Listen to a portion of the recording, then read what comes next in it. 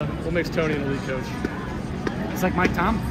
I mean, I'm a Steeler fan, so I won't lie. He's like a Mike Tomlin. He's a player coach, and he wants his players to do the things the right way, and they play under him with the fire and attitude that he has. I mean, he just leads us in the battle every time, and I can't thank him enough for it. Tomlinisms, or isn't that the term? Is it a big thing? Is there any Vitelloisms? There's a lot of Vitelloisms, like get it in the shorts, get the chop. There's a lot. I mean, you're putting me on the spot here. Let's see. Yeah, there's a lot of dirty stuff, so we'll just keep it clean. Yeah. What was the moment today that you thought, man, we can win this thing? Well, won't lie.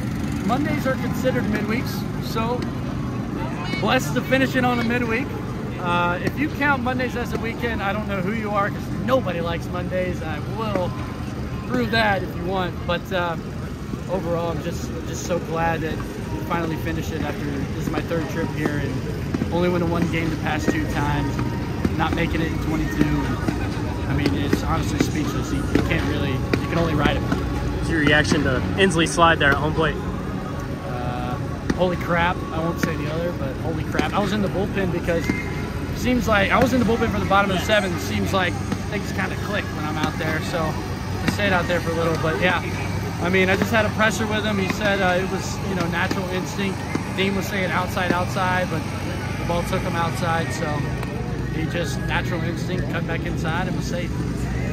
Zander, covered some guys, like at the next level run. The days they're starting, they ain't talking to anybody before. If you're not the catcher, like they come in, they're real like guys like Smokes and punch you in the face with that. But I mean, it seems like with you, everybody's always said you're not fit.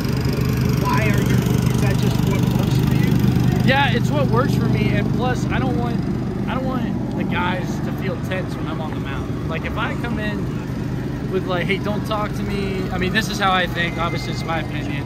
Blah blah blah. But I know people are different. But like I feel like everybody's like tense and they want to do good and they try too hard. So I just kind of keep it, loosey goosey, as Jim Carrey says in The Grinch. But I mean, it just, in my opinion, just keeps the guys loose in the field and just gets away from what the title of this game is. At the end of the day, it's baseball.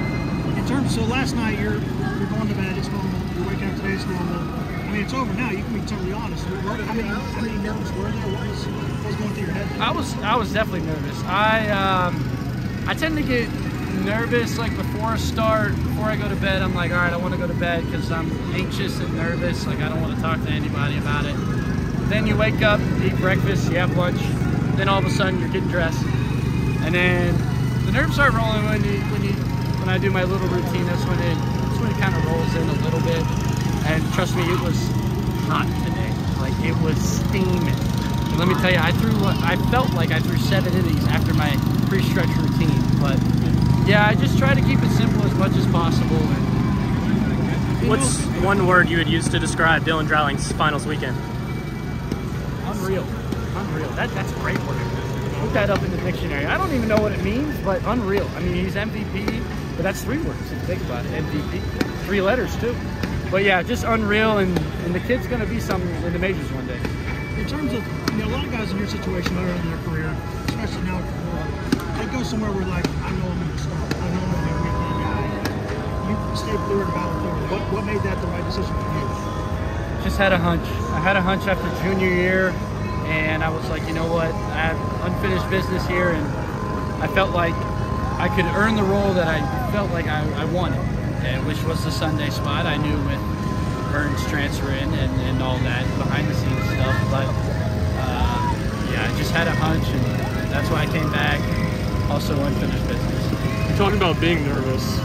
Why have you pitched so well while nervous? How have you been able to overcome that? It's just the first inning, man. When you get nervous, and then like when you have like a shutdown first inning, all the nerves kind of just go away because you figured it out. I mean, that's the hardest thing to do is keep yourself so hyped up and nervous to go out there, and then if you give up 4, you're like, well, geez, what's going on? But if you have a clean inning, not necessarily 1, 2, 3 every time, but if you put a 0 up in the first inning, it kind of gets you rolling a little bit. What makes it so sweet to get this one for that 22 team? What makes it so sweet to get this one for that 2022 team? Yeah, like I said, that's arguably the best college baseball team ever to not make it to Omaha.